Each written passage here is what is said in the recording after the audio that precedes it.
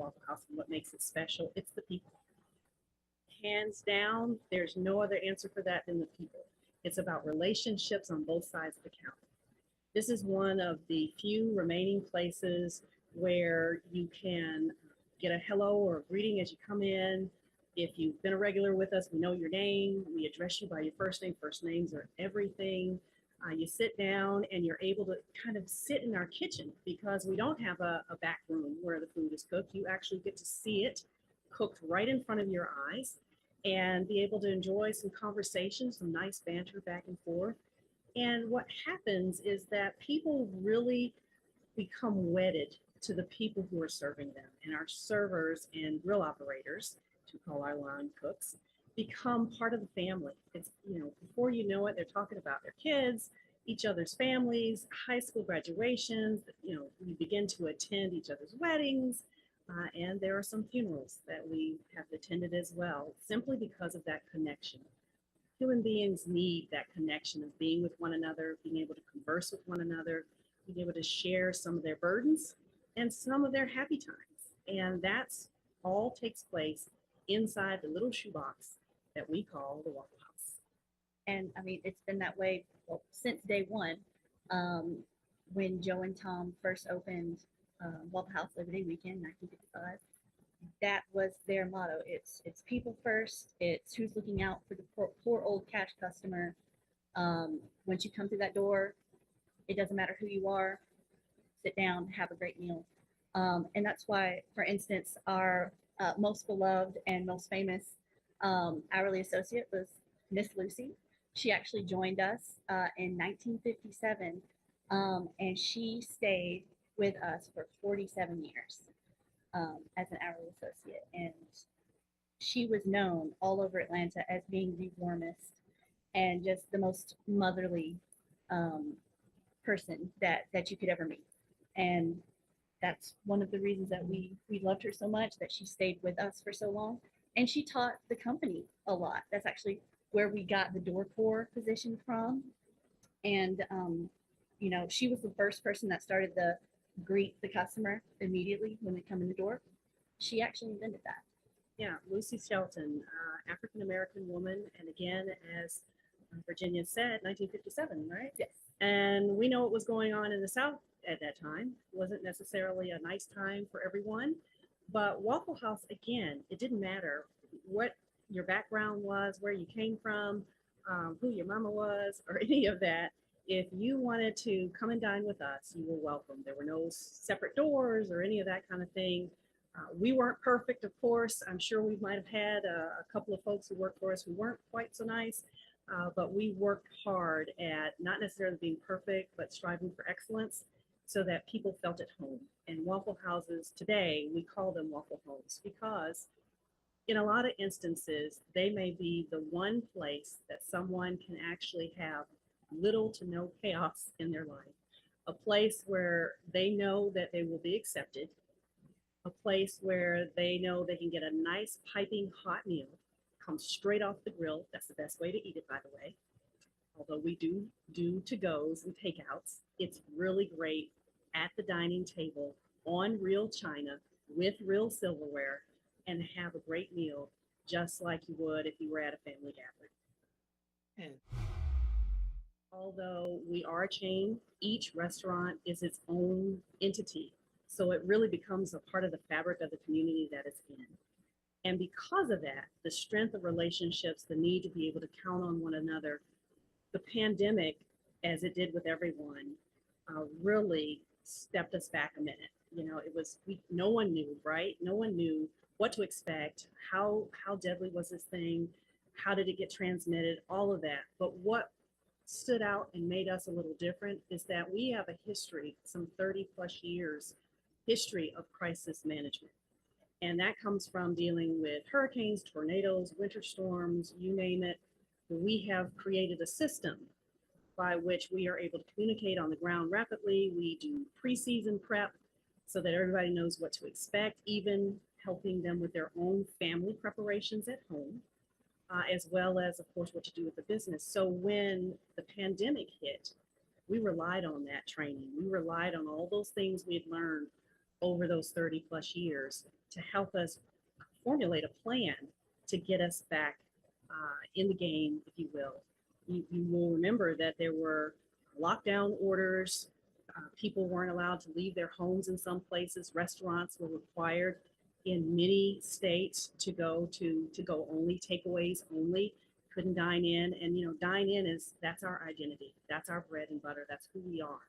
So we had to adjust for that. And it was amazing and it was sad at the same time because with the lockdowns, when you don't have customers coming in the door, customers are what drive the restaurant, right?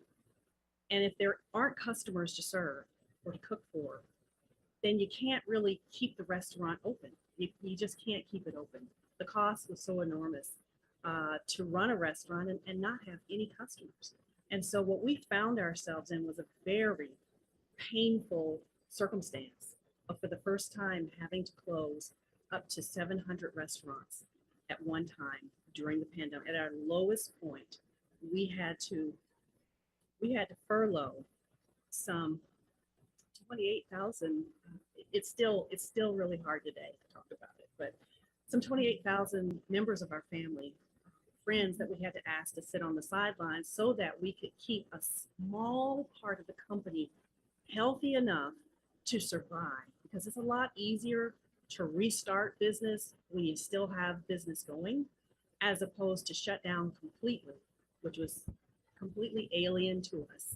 Shutting down restaurants. I mean, there's always that joke that Waffle House never closes its doors, so we don't know where the keys are. And in some instances, that was true. But we made it through. We were able to keep a remnant of the restaurants going, and we were able to invite back every single person who we had furloughed. And during that time, we kept the faith with them. We stayed in contact, communication. We assisted with food. We assisted in any way that we could just to keep people knowing that we were there for them. And we came out on the other side and we were able to thrive, not just survive. And we're really grateful for that. We're grateful to the associates who helped us through that. And most importantly, too, we're grateful to the customers. We've tried to be there for them, for their good times, their bad times, and of course, in times of disaster. And they were there for us. Some of the most unique things I remember is that associates got very creative. They would do pop-up restaurants. They'd pop up in a neighborhood, they announce it on the social media that they were going to be there. They do pop-up restaurants. We sold groceries. We had drive-throughs. Waffle Houses don't have drive-throughs. We only have one, which is in the Stone Mountain area on Memorial Drive. So what they did is they got some pop-up tents and they made little curbside drive-throughs, if you will, where they could drive up and place their order, and then we'd relay the order back inside to the grill operator who would cook the order, and the server would then prepare the food and bring it back out and take the transaction. So there were so many unique ways that each one of them worked to be able to help us stay afloat. And that's why we're still standing today. That's why we're still as strong as we are today. And it's all about the people, our associates, which is what we call our employees, and our customers. The museum itself is actually split into two sides. So originally, that building was two separate stores, two separate businesses, and the Waffle House was actually renting just one side. We have since come back and purchased the entire property.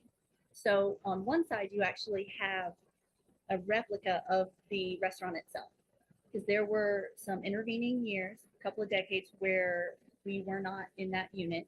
And so Joe and Tom had to go back and, from memory and a little bit of, arguing amongst themselves about how many stools exactly there were, we recreated everything from their memory. So that's one side of the museum. And I go through, our early years, how Joe and Tom met, their friendship, and the first couple of decades of company growth. And then I go to the other side of the museum, which we've turned into, I guess you'd say a more traditional exhibit-based museum.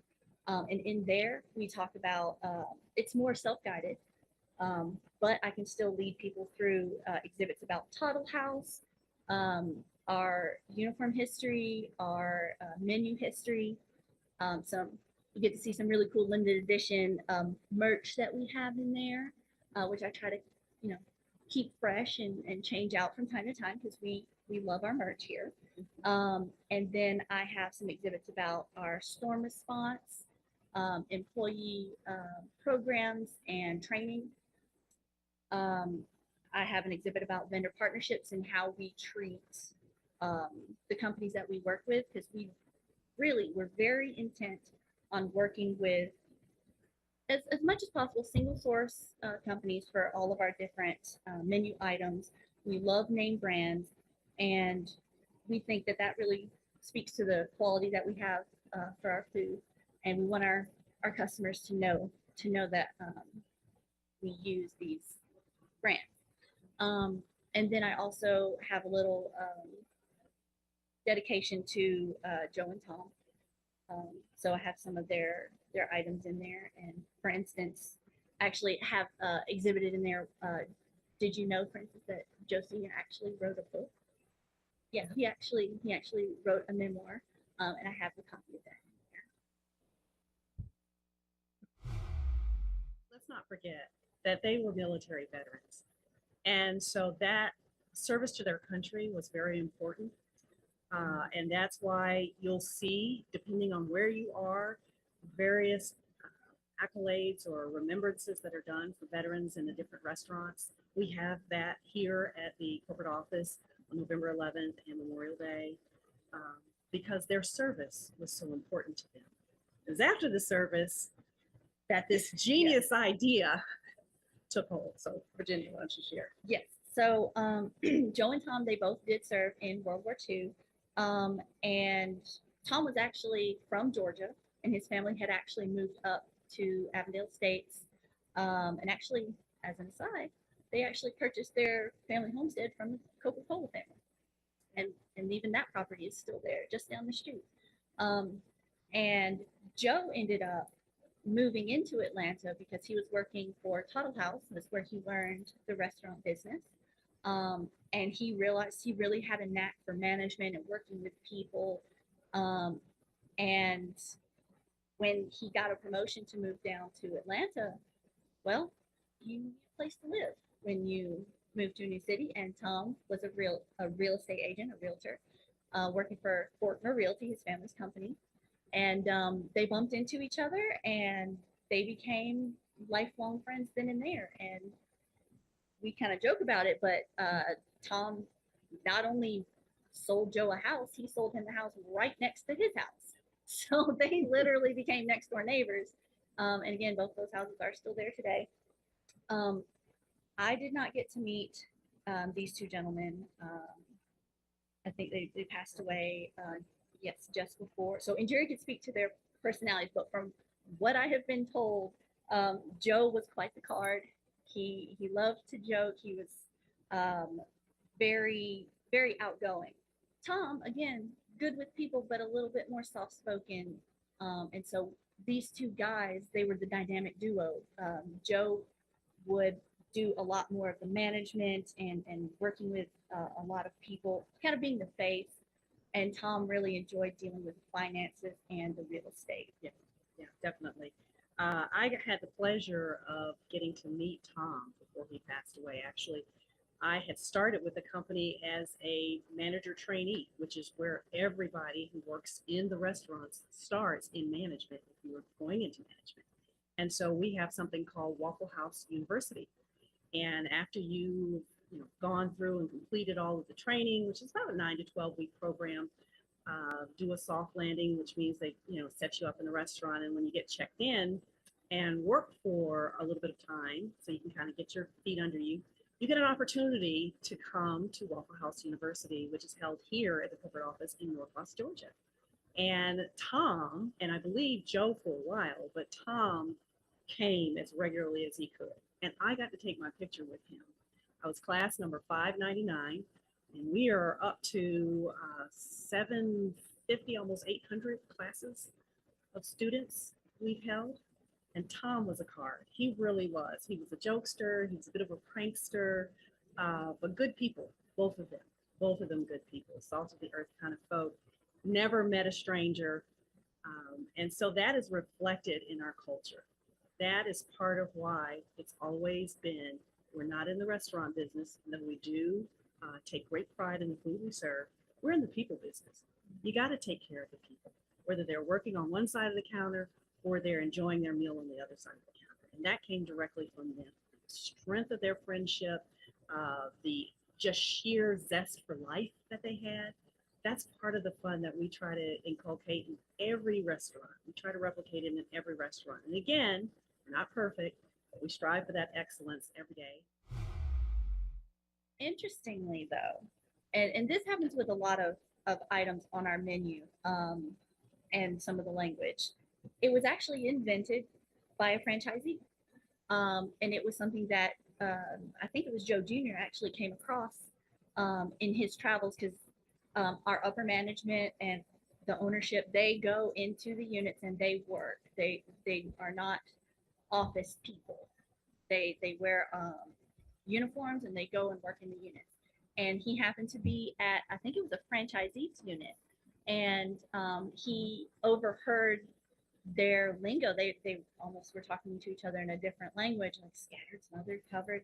And he was like, that's pretty awesome. And now I mean, it's not just system wide. I mean, it's kind of iconic at this point. We're actually known for it. And then Right. yeah, and then other pieces of that capped.